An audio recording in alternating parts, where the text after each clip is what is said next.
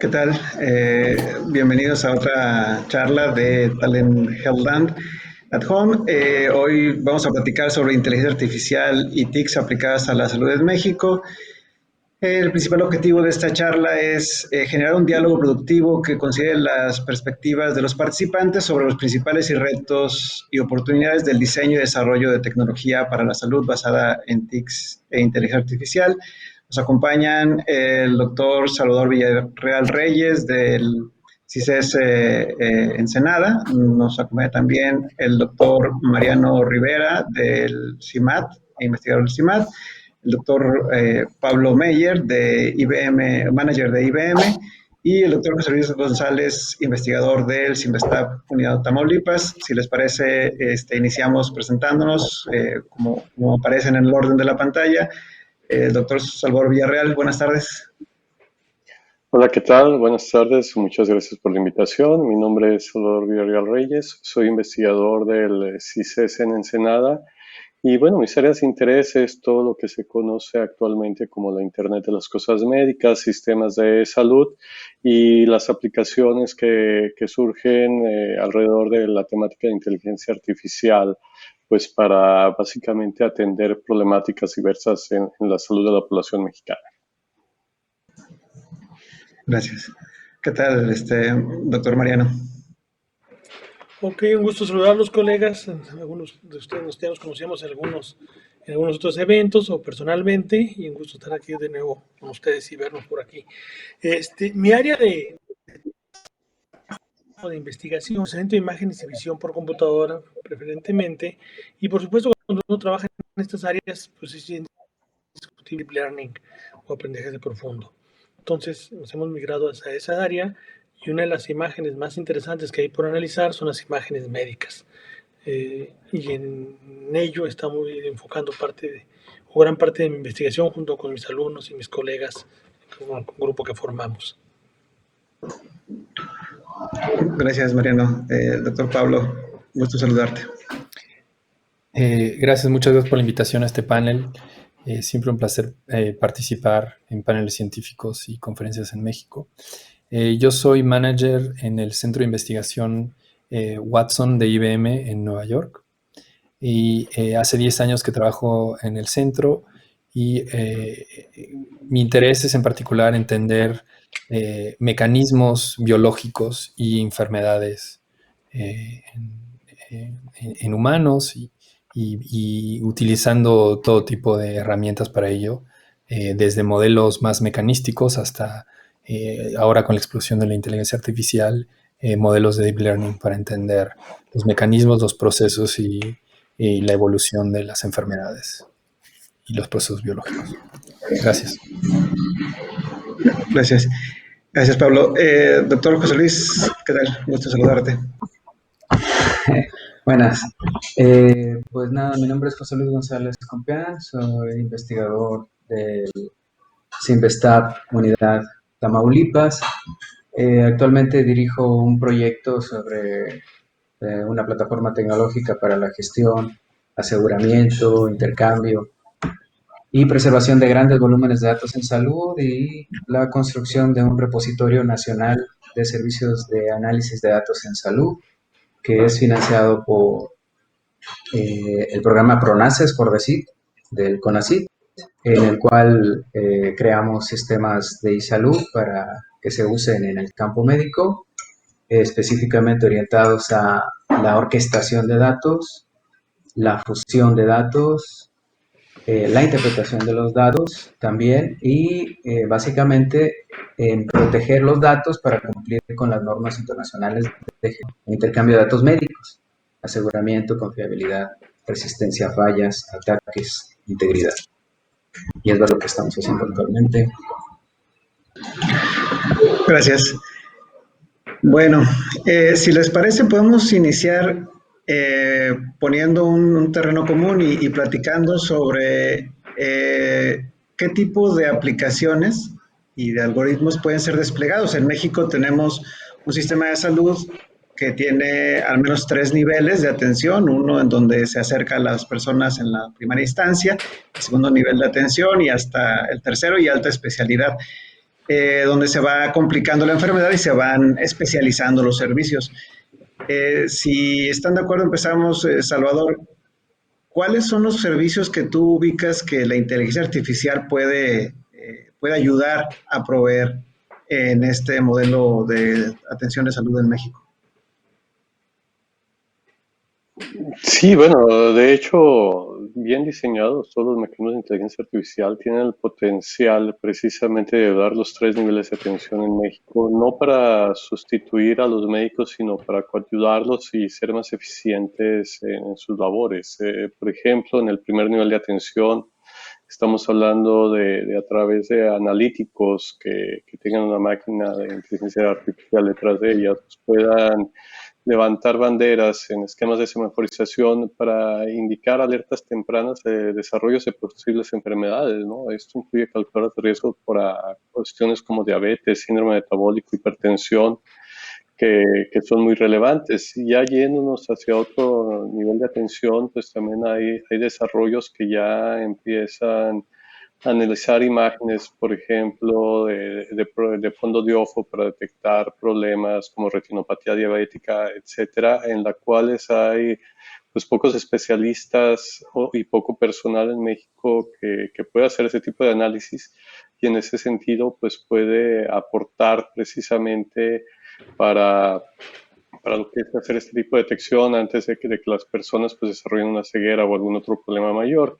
Y si nos vamos ya al tercer nivel de atención, pues la gran promesa es precisamente poder hacer medicina muy personalizada, en la cual, pues dependiendo del genoma ya individual del paciente, se pueden hacer recomendaciones respecto a tratamientos y cursos de acción muy específicos que sean más efectivos. Entonces, pues el potencial es mucho. La interrogante es cómo hacemos para detonarlo y cómo hacemos para romper inercias que se encuentran pues, en el sector académico de las personas que trabajamos en el área de datos, en el área de informática y también pues, en el área médica, ¿no? Y ese es uno de los grandes retos que vamos a enfrentar.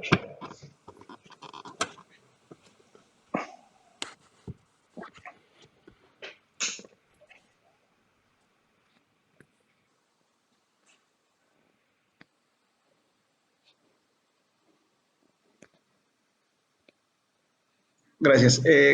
Mariano, ¿qué tan especializados ves estos servicios que se pueden otorgar? ¿Se visualiza más como a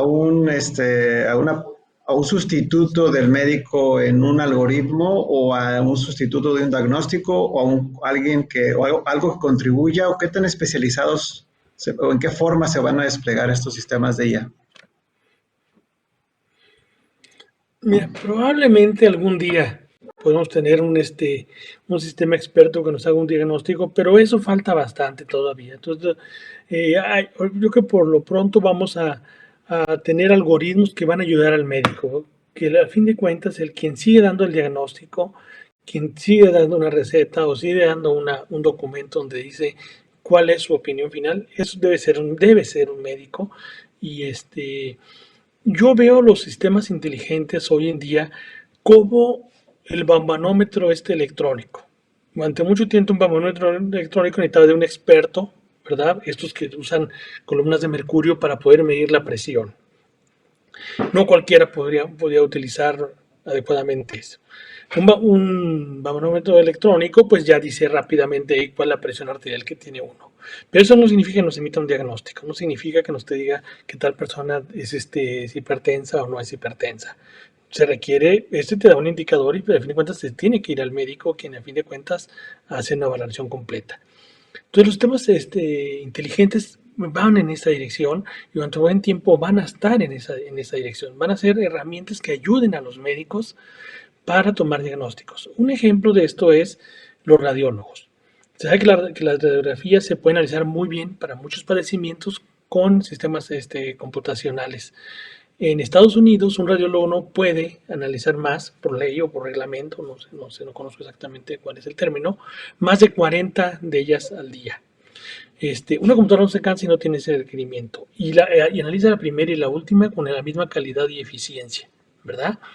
Entonces, un prediagnóstico a un radiólogo le puede ayudar porque puede aumentar su eficacia, su eficiencia. No se va a cansar, no se va, digamos, a saturar de ver imágenes del mismo estilo, de tal forma que diga, ah, siempre estoy viendo lo mismo.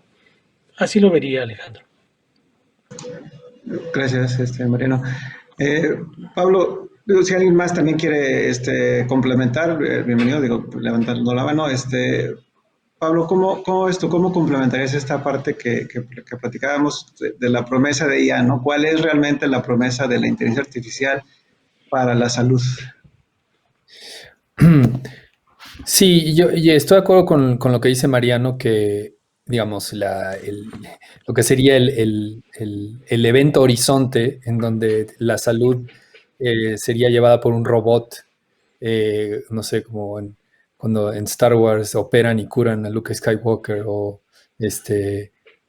decisiones de ese estilo, todavía no llega, ¿no? Estamos en las primeras etapas y creo que la primera etapa es primero ver qué tan bien funcionan, predicen evolución de enfermedades o diagnostican enfermedades los sistemas de IA comparado con un doctor, ¿no? Esa es la primera etapa.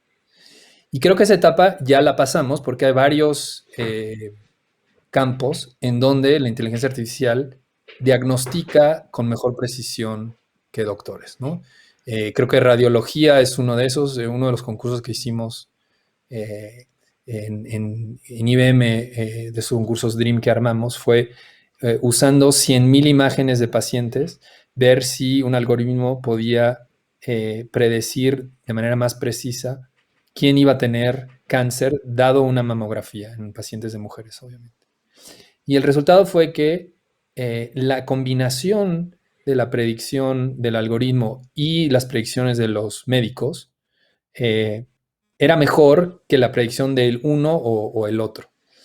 En este caso, el algoritmo no era mejor que los doctores, pero la combinación de las dos predicciones sí era mejor. Hay casos en donde los algoritmos son mejores. Por ejemplo, creo que para detectar cáncer de pulmón, para detectar lesiones en la piel que podrían ser cancerosas. Hay varios ejemplos que tanto como, como ha pasado en el contexto de los juegos, tal vez más conocido, ¿no? De ajedrez o de Go o de póker, en donde la inteligencia artificial ha sido mejor. Esto empieza a suceder también en casos en la medicina, ¿no? El éxito no ha sido tan rotundo como en los juegos por cuestiones obvias. Los juegos son ambientes mucho más controlados, en donde tienes una infinidad de datos y en donde puedes entrenar fácilmente tu algoritmo. La revolución que sí ha sucedido es que gracias a que hace 10 años estos modelos de deep learning lograron aumentar mucho el reconocimiento de imágenes de una manera fenomenal, eh, eh, aumentando de 20% cualquier tipo de predicción que se hacía antes en reconocer objetos en imágenes. Ahora se siente que eso va a suceder también en campos médicos, ¿no? Obviamente la medicina es mucho más compleja, entonces, pero lo primero es que ya estamos en ciertos campos a nivel de los médicos. Y lo segundo sí es, como lo dice Mariano,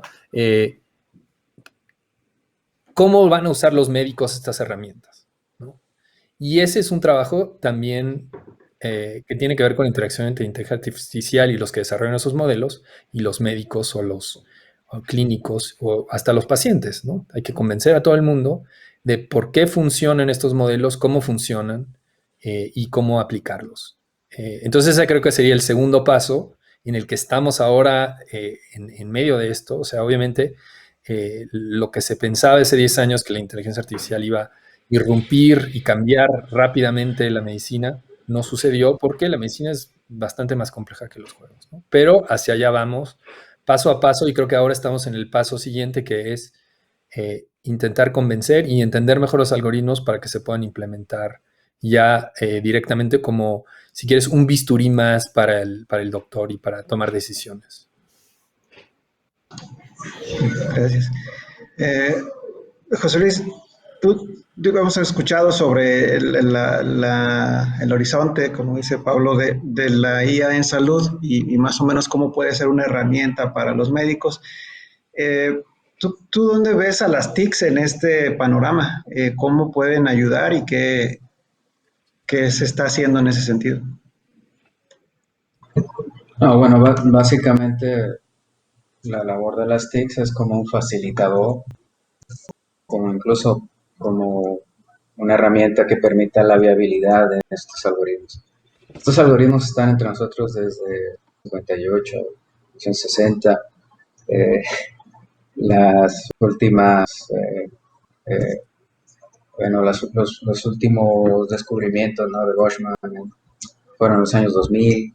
Así que las primeras redes neuronales, pues por ahí se empezaron a probar en los 60, y siempre ha sido pues el éxito de este tipo de técnicas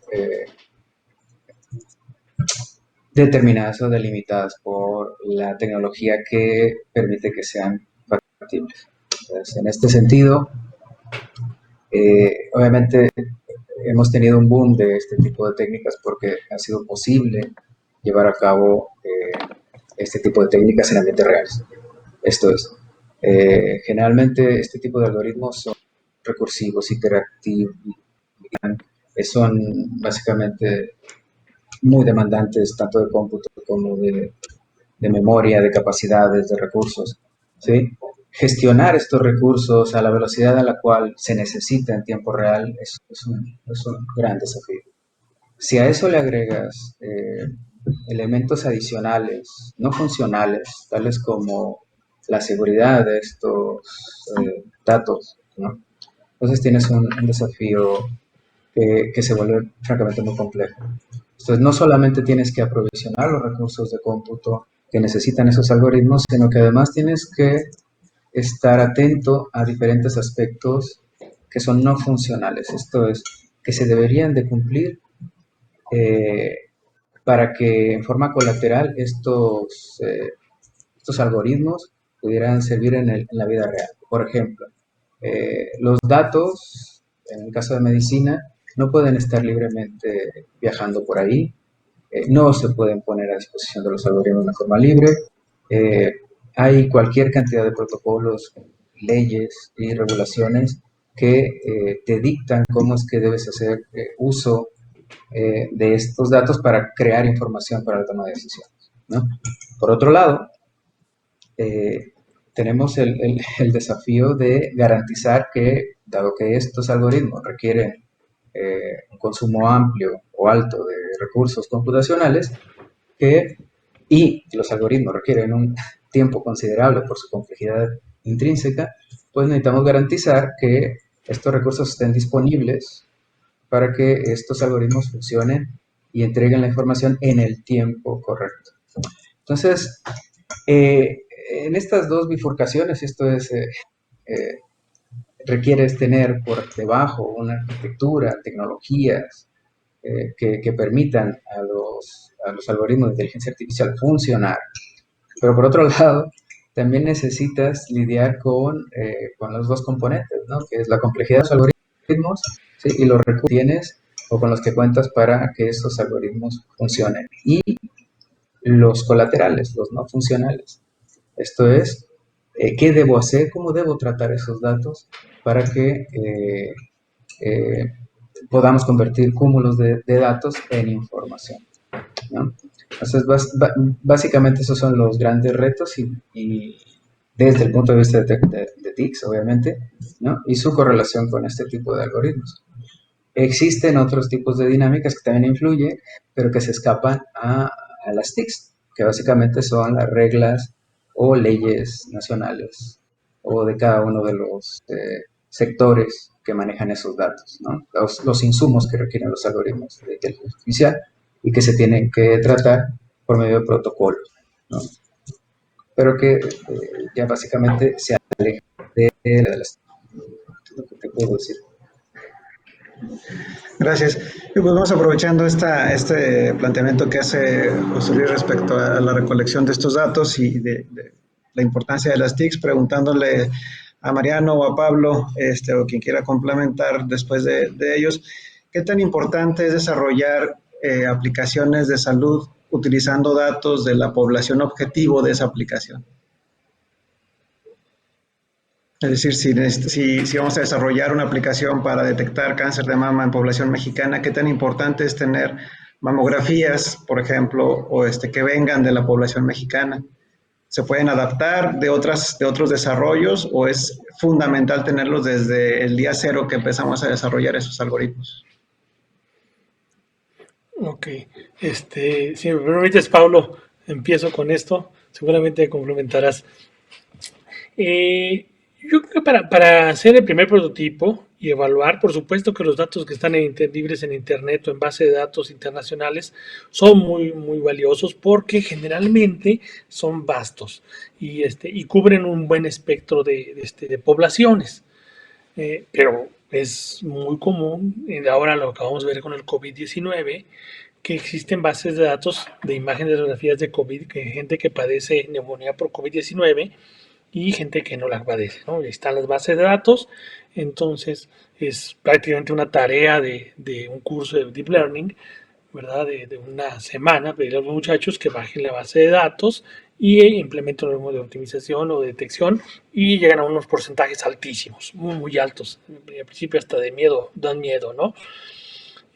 Nos pasó a nosotros, por supuesto, tratamos de enriquecerlo lo más que pueda y llegamos luego con instituciones nacionales, el Seguro Social, el INER, y les pedimos datos. Bueno, dimos ciertas características que tenían las imágenes que estaban en internet y nos las mandaron y eran de dos hospitales en particular donde estaban tomando y teníamos una diferencia de desempeño del algoritmo muy diferente entre una y otra. Tomamos una parte de entrenamiento y una parte de prueba, pero al tratar de implementar, había un hospital en particular en el cual el desempeño se caía muchísimo. Y supone que era el que tenía mejor equipo de rayos X que el otro. Entonces, estas cosas son muy comunes y era parte del proceso. Algo hacían ahí los médicos, ecualizaban el histograma y no nos dimos cuenta que ecualizaban los histogramas y no nos lo enviaban. ¿Por qué? Porque yo lo veía más cómodamente en la pantalla, y yo en las tareas originales y consideraron adecuado ecualizar el histograma y mandárnoslo. Entonces, es muy importante que, aunque desarrollemos algoritmos con los datos de Internet, la única forma de estar seguro es cuando vamos a una población, ¿verdad? Ya con la población que queremos trabajar y hacer las pruebas finales ahí, hacer evaluaciones finales ahí. Y todavía entonces estaremos seguros de que funcionará con esos equipos. Ese es un problema muy grande y hemos visto una cantidad de artículos publicados sobre detección de COVID-19 con rayos X.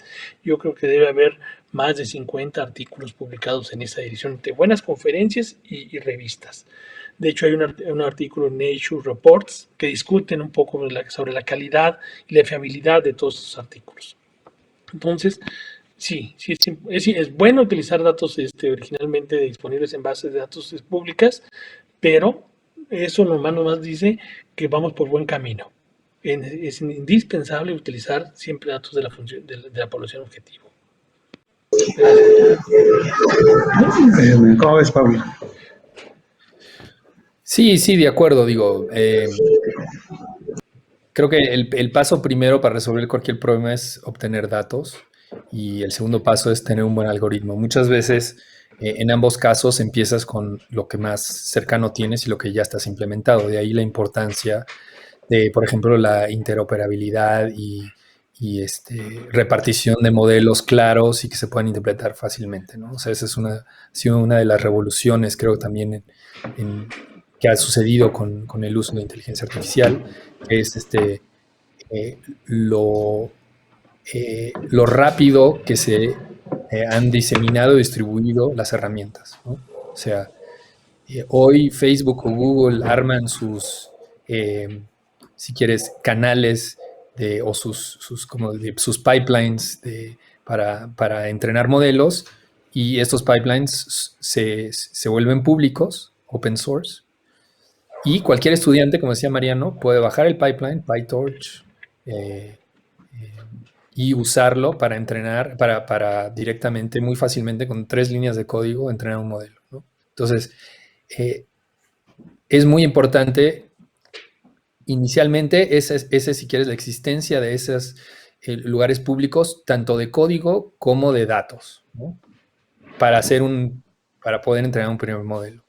Y luego sí ya sigue la parte de implementación local que también depende obviamente si estamos haciendo investigación o si ya lo queremos aplicar clínicamente. O sea, toda investigación en estos campos quiere llevar a su una aplicación clínica, ¿no? Pero obviamente, como lo hemos dicho, el problema de una aplicación clínica es pues que ya hay pacientes y que las predicciones buenas o malas que haga tu modelo van a impactar el tratamiento y la vida de un paciente, ¿no? Entonces, obviamente que hay muchos pasos antes de llegar a eso y de ahí la importancia de entender cómo funciona un modelo y poder aplicarlo a casos particulares. Entonces, yo creo que también cada, como sucede muchas veces, cada tema, por ejemplo, tú hablaste de, no sé, el genoma, en el caso del genoma humano, ¿no? O sea, primero hubo el genoma humano, el primero que fue del maldito Craig Venter, bueno, hubo que tener una versión propia de eso, ¿no? En México. ¿Y en México qué es el genoma mexicano? Bueno, pues quién sabe, porque somos un crisol de diferentes sangres, ¿no?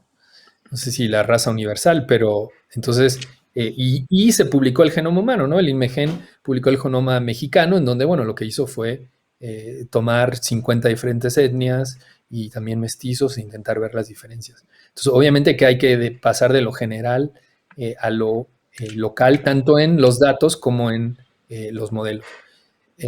Como decía Mariano, cada ejemplo, cada máquina que se usa, cada grupo de pacientes va a tener sus particularidades. Entonces, esa es una medida muy importante, ¿no? Saber qué tan generalizables son las predicciones de un algoritmo, que es algo que se pide siempre, ¿no? O sea, cuando quieres publicar un manuscrito, lo haces en unos datos que son con los que entrenas tu modelo y luego los pruebas en unos datos que nunca viste para mostrar la generalización de los, ¿no? Entonces, esto es extremadamente importante y aún más, yo diría que no solo es importante, si quieres, aplicarlo a datos más cercanos que a lo que queremos hacer, sino que también entender cómo funciona el modelo, porque eso nos permite explicar qué está haciendo, cómo funciona y entender las generalidades. Y eso es algo que en inteligencia artificial no siempre es fácil, y menos en estos modelos de deep learning, pero se está avanzando mucho en esta cosa que llamamos eh, explicar cómo funcionan los modelos. Sí, muy interesante. Gracias, Pablo. Digo, podemos seguir por ese camino si les parece y Pablo y Mariano comentan algo muy, muy interesante respecto a la diversidad que hay en países como México y entonces la necesidad también de recoger un conjunto de datos pues muy especializado. En ese sentido, Salvador, tenemos la infraestructura de comunicaciones en México para poder recolectar esa información. Bueno, es una buena pregunta, pero te puedo responder yendo un poco atrás antes de entrar a la infraestructura, platicar al respecto con los datos. Hay algo importante que hay que externar considerando el público objetivo que son jóvenes. Ahorita ya, debido precisamente a los pipes que son open source y que tú puedes bajar el código y puedes hacer algunas aplicaciones de deep learning con relativa facilidad, creo que se está empezando a ver como una commodity, como algo común, el que yo empiece a querer meter cuestiones de inteligencia artificial a cualquier tipo de datos y se obtienen muchos resultados espectaculares que a veces necesitamos sintonizar bien de acuerdo al contexto de donde lo vamos a aplicar, ¿no? Y esto tiene que ver justamente con la cuestión de recolección de datos. Que nosotros podamos aplicar y funcione bien un algoritmo sobre bases de datos públicas no garantiza que ya cuando los despleguemos en campo o cuando ya los despleguemos como un servicio de salud vayamos a obtener los mismos resultados. ¿Por qué? Porque muchas veces en el proceso de recolección va a estar presente también la variable humana, no va a haber muchos estándares con respecto a cómo recolectar los datos. Hay diferentes maneras de hacer anotaciones. Por ejemplo, es bien conocido en el campo médico que en los mismos expedientes electrónicos de instituciones, tanto públicas como privadas, si bien hay un glosario de acrónimos y de abreviaciones que se tienen que hacer en las anotaciones de los expedientes, Pues los médicos, como siempre, andan corriendo, ponen sus propias abreviaciones que solo ellos entienden, entonces no hay una estandarización al respecto. Y ese es uno de los grandes retos que tenemos que enfrentar. Entonces, con respecto a la infraestructura de telecomunicaciones, aquí el reto es cómo diseñamos mecanismos que me permitan empezar a recolectar datos de la población mexicana, no sobre periodos de tiempo cortos, sino sobre periodos de tiempo relativamente largos, como ocurre en otros países que llevan registros de personas desde los 80s que permiten empezar a obtener predictivos con respecto a ciertas enfermedades, principalmente crónico-degenerativas, cuando en muchos lugares la conectividad que tenemos de datos pues es limitada, es decir, sí tengo conectividad a lo mejor a través de aplicaciones como WhatsApp, como Facebook, en donde puedo empezar a recolectar cierta información, pero mucha de esa información pues me la van a proveer los mismos usuarios, la cual muchas veces va a ser ruidosa o va a ser propensa a tener errores, ¿no? Entonces, ya cuando los datos con los cuales voy a estar alimentando lo que son mis algoritmos traen ese tipo de errores, ese tipo de ruido, es, es complicado obtener los mismos resultados de clasificación. Y similar pasa con algunos otros mecanismos. Si nos vamos nosotros a imagenología, pues los hospitales grandes son los que tienen rayos X. Ya empezaron a desarrollarse algunos sistemas un poco más portátiles, pero ¿cómo lo hacemos para trasladar de una manera segura, de una manera funcional, toda esta información hacia donde puede ser procesada y analizada? Pues sigue siendo un reto en términos de infraestructura.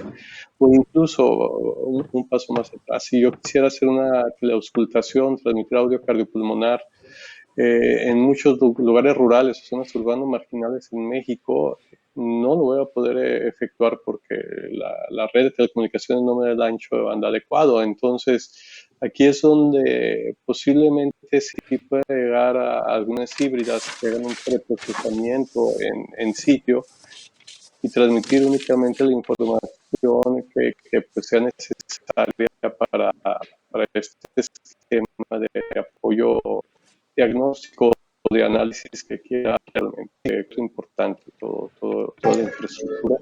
Y sin embargo, también ofrece una área de oportunidad, no porque no tengamos la misma conectividad rural o la misma infraestructura que en otros países, debemos dejar de buscar hacer cosas, ¿no?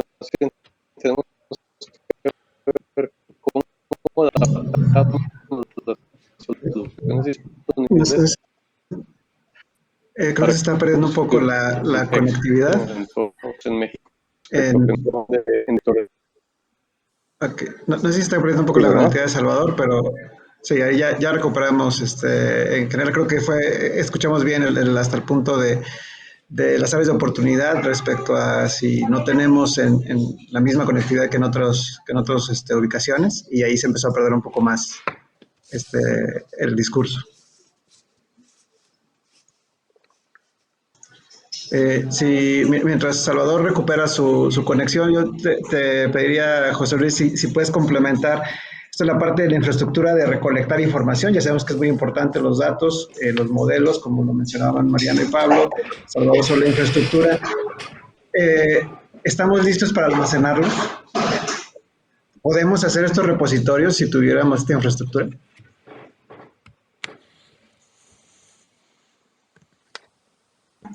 Estás en... ¿Ahora? ¿Ahora me escuchan? Sí, perfecto. Perfecto. Sí, yo cuando los escucho decir que es relativamente simple, ¿no? Acceder a los algoritmos de Machine Learning o de Deep Learning y que básicamente pues podrías hacerlo muy, muy fácil, ¿no? Eh, es correcto, es correcto porque, de nuevo, las técnicas de inteligencia artificial están bastante consolidadas. De hecho, son estudios que se han hecho hace muchísimo tiempo y que hoy es posible hacer, ¿no? Porque tenemos tecnologías que lo permiten. Eh, De ahí a que esto pueda ser aplicable en el mundo real, específicamente en nuestro mundo, no estamos hablando de nuestro sistema de salud, te vas a encontrar con diferentes desafíos. Nosotros, y esto es referente a la pregunta que haces sobre almacenamiento, ¿sí? Nosotros en nuestro proyecto de PRONACES trabajamos con el Instituto Nacional de Rehabilitación, ¿sí? Para hacerles modelos predictivos para cáncer de huesos largos, que es un cáncer extraño, que es un cáncer bastante extendido en algunas partes de la República y que tiene pocos reflectores. Los insumos de estos estudios son las tomografías, ¿no? Estas tomografías, un poco para que nos vayamos entendiendo, ¿no? Tienen un peso aproximado de 200 megas cada estudio. Ajá. Cada tomografía, ¿no? Para conseguir el estudio de un paciente, terminamos utilizando cerca de 20 o 40 tomografías para hacer un entrenamiento decente, ¿sí? Y para poder hacer una generalización, pues necesitamos al menos unos 15, 20, 30 pacientes. Un poco para ponerse en nuestro colega que está haciendo básicamente es un algoritmo de Machine Learning unido a un algoritmo de Deep Learning con visión para reconocer algunos recuadros en las tomografías. Implementó un sistema que son relativamente simples que se pueden bajar de internet. Ajá. Y lo desplegó en nuestro cloud. Para poder crear un modelo usando las técnicas que realmente ya tienen creadas y bastante bien estudiadas, TensorFlow, el compañero tardó 1 semana y media para generar un modelo. Y solo con 7 estudios. Actualmente el INR tiene cerca de 5 millones de imágenes entre radiología, tomografía y demás. Ajá. Y para poder estar en condiciones de hacer un estudio real, ¿sí? Que venga desde el tomógrafo, pasando por el sistema de PACS, llegando al cubículo del radiólogo, pasando por el cubículo del colega que estudia el cáncer, ¿no? El oncólogo. Y finalmente llevarlos a quirófano o llevarlo de nuevo al PACS para su posible almacenamiento y posteriormente su publicación para posterior uso y ponerle al mismo tiempo un sistema de diagnóstico asistido, ya les digo, no es trivial. El volumen y la cantidad de datos que se tiene que manejar es brutal. Y sobre todo, dependiendo del tipo de estudio que vayas a hacer, te vas a encontrar con problemas no solo como bien lo dice Salvador, de transferencia de datos. O sea, hay que transferir nosotros para poder transferir esto desde el Instituto Nacional de Rehabilitación, pues nos llevó un buen tiempo, ¿no? Y si esto lo queremos hacer para hacer estudios que vayan directo a consulta o a quirófano, nos vamos a llevar el orden de horas o días, ¿sí? Y eso sin contar con las leyes adicionales de resguardo de información. O sea, la información no solamente se tiene que resguardar, se tiene que almacenar, ¿sí? Con unas ciertas características que indica la misma ley.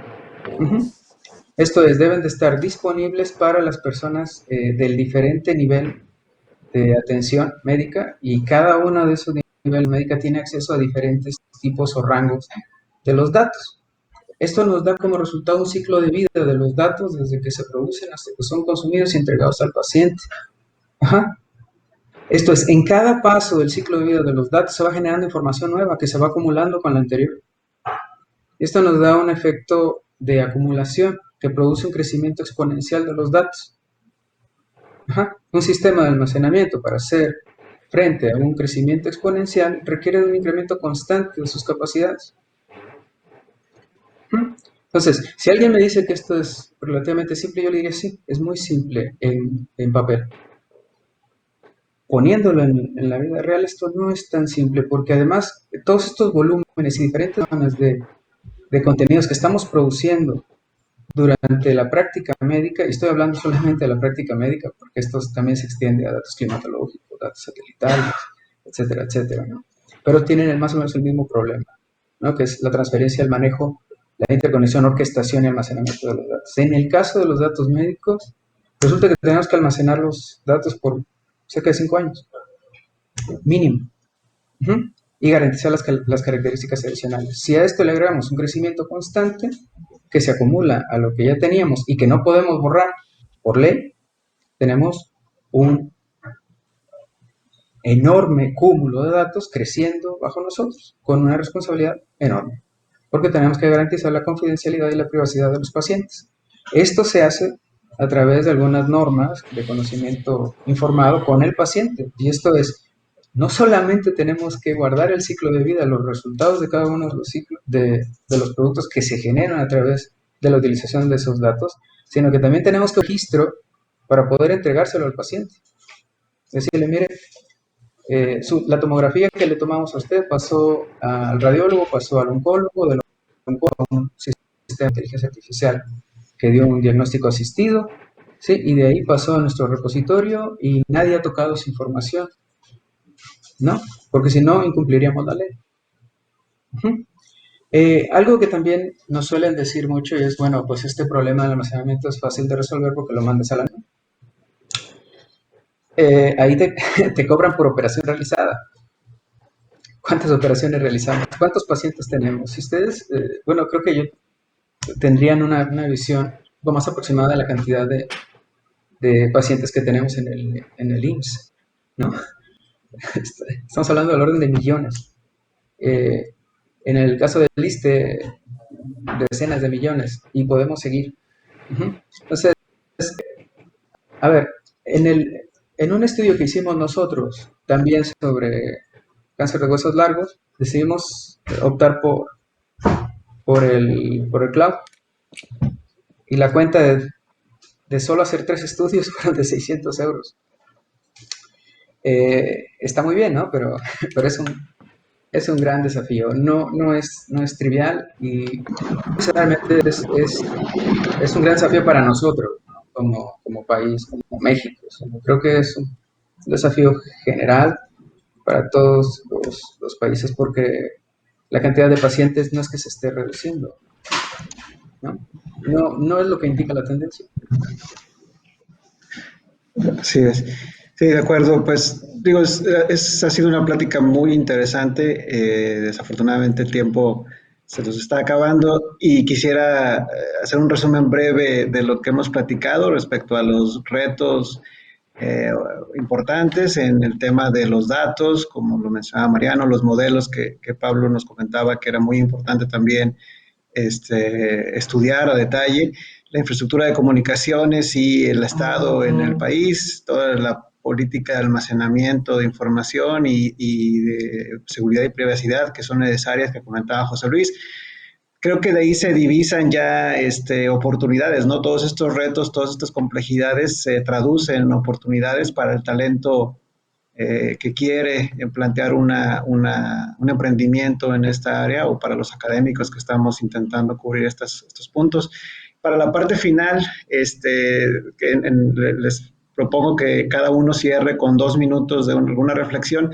Si en esa reflexión pueden incluir cómo ven al equipo perfecto para desarrollar aplicaciones de IA, se mencionaron médicos, ingeniería en el área de comunicaciones, de computación, de análisis de datos, bueno, en fin, incluso de políticas públicas. Eh, si lo pueden mencionar estaría perfecto, se los agradecería mucho. Y entonces les propongo cerrar 2 minutos cada uno. Podemos iniciar como nos presentamos. Salvador. Sí, gracias. Bueno, mira, la reflexión que yo tengo, justamente lo que resumo del panel, hay una gran promesa en la aplicación de TICs y ya en el campo de la salud. A veces hay demasiado, se habla mucho del potencial como si ya estuviera listo. Yo lo que recomendaría a la gente que quiere entrar a ese campo es no trivializar las cosas, no porque haya muchas cosas disponibles quiere decir que en lo inmediato voy a poder hacer ya un predictor de cáncer, un predictor de diabetes o lo que sea. Infórmense bien. Y bueno, hay muchas cosas en las cuales que hay que contribuir. No tengo que llegar yo con el tricoder para tener un impacto real o poder poner un emprendimiento exitoso, ¿no? Estamos todavía lejos del famoso tricoder de Star Trek, que me lo pongo aquí y ya me da el diagnóstico de lo que quiero hacer. Esa es la gran promesa, vamos para allá. Todavía nos falta tiempo e infraestructura en términos de desarrollo de algoritmos, desarrollo de infraestructura, pero en ese camino hay áreas de oportunidad y precisamente lo importante es reconocer qué es lo que sí podemos hacer, qué es lo que no podemos hacer e informarnos, no entrar a la problemática de manera trivial. Y con respecto al equipo ideal, digamos, que podría decirse, ¿cómo vería un Dream Team para entrar en este tipo de sistemas? Yo diría alguien experto en telecomunicaciones, bueno, con conocimiento de telecomunicaciones, conocimiento de bases de datos y arquitecturas, conocimiento de algoritmos de IA, médicos, a un administrador también e incluso a alguien que esté en cuestiones de sociología de experiencia de usuario, porque si queremos en realidad algo que llegue a ser utilizado, que llegue a ser adoptado por los usuarios, es importante saber cuáles son las cosas que el usuario puede llegar a interpretar. Ejemplo típico muchas veces cuando hay telemedicina en cierto tipo de poblaciones rurales, el especialista habla con un lenguaje muy elevado, el paciente no entiende gran cosa y la enfermera o el médico que está ahí con el paciente atendiendo, que es un médico familiar, le sirve para traducir precisamente qué es lo que tiene que hacer para seguir su tratamiento. Entonces, tenemos que considerar equipos multidisciplinarios para lograr que esto sea adoptado y pues tenga el impacto que estamos esperando. Muchas gracias. Gracias, Salvador. Mariano, 2 minutos finales, Sí, gracias. sobre esto, yo creo que sí requerimos concentrar datos para propósitos académicos, sobre todo para el propósito de desarrollo de investigación, es importante. Va a ser muy difícil, o al menos yo lo veo, los expertos son los colegas de comunicaciones, que concentremos los datos clínicos, porque nos ha pasado, por ejemplo, nosotros logramos conseguir 400 tomografías de gente con o sin COVID, y lo más fácil fue ir localmente a recogerlas en un disco duro. Fue más rápido eso que tratar de pretender demandándonos por internet. Varios días duramos bajando una base de datos rusa que está por ahí y luego para el caso mexicano, pues mejor mandábamos directamente a alguien que fuera con el disco duro y las bajara. Entonces, si quisiéramos hacer esto en la práctica, va a ser muy difícil ya en la práctica. Pero para investigar necesitamos datos. Y eso es lo que sí necesitamos, un lugar, un repositorio para poder empezar a experimentar. Porque es cierto que el tener un colector de datos, donar nuestros datos, pues nos hace, digamos, sensibles a que se pueda hacer mal uso de ellos. Pero el hecho de que no haya datos mexicanos también, de que no haya de gente datos, pues no hay algoritmos o particularizados para los casos de los mexicanos y es más difícil particularizarlos. Entonces, sí es un gran trabajo el poder concentrar esta información para propósitos académicos. Y luego viene la otra etapa complicada, que es la de ya implementarlos y ponerlos en el hospital funcionando para que el médico le ayude. Pero ese sería otro nivel, ¿verdad? Esa es otra historia, dirían por ahí, el clásico. Sobre el equipo ideal, por supuesto, debe incluir médicos. Bueno, con eso termino. Muchas gracias. Gracias, Mariano. Pablo, tus comentarios finales. 2 minutos. Sí, yo creo que en México habría dos, digo, desde mi punto de vista de fuera y siguiendo mucho en contacto con México, ¿no? Pero no viviendo la realidad de la investigación en México directamente. Creo que hay dos cosas que se podrían hacer. Una es, obviamente, concentrarse en las enfermedades que más problemas generan, pero igual también las enfermedades que son particulares de México o de países menos desarrollados, como por ejemplo, no sé, cisticercosis, Chagas, digo, en el caso de México, diabetes también, ¿no? Que son enfermedades en donde se necesitan generar datos y que no van a suceder en otros países, ¿no? Eso es algo en lo que México se podría diferenciar. Y para ello, y creo que siguiendo lo que decían Mariano y Salvador, creo que una iniciativa nacional, obviamente es demasiado pedir, pero de generación de datos específicamente para desarrollar esos tipos de modelos, sería muy buena, ¿no? Una especie de política general, que sé que el gobierno actual tiene políticas e interés en cosas de inteligencia artificial, eh, pero que se generen, ¿no? Como dije, lo que se necesita son, como decía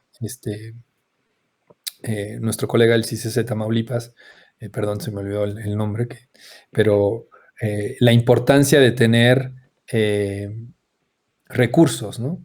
Y la mejor manera de tener recursos es probablemente, en este caso, es probablemente tener un centro de cómputo en donde se puedan correr modelos, un centro nacional de cómputo donde se puedan correr modelos y a los que todos podrían tener acceso para no tener este problema de eh, tener que ir digo, es un poco ambicioso lo que digo, pero estoy hablando a un cierto plazo, ¿no? O sea, yo sé que, como le dice Mariano, muchas veces, inclusive para IBM, inclusive en empresas como Google o IBM, la mejor manera de conseguir datos clínicos es que tener un disco duro. ¿Por qué? Porque hay muchísimos problemas de seguridad, de encriptación, de tener que transferir datos a través de la red, que si no están codificados y que puede ser peligroso, etc. Y que son además muchas veces grandes cantidades de datos, ¿no?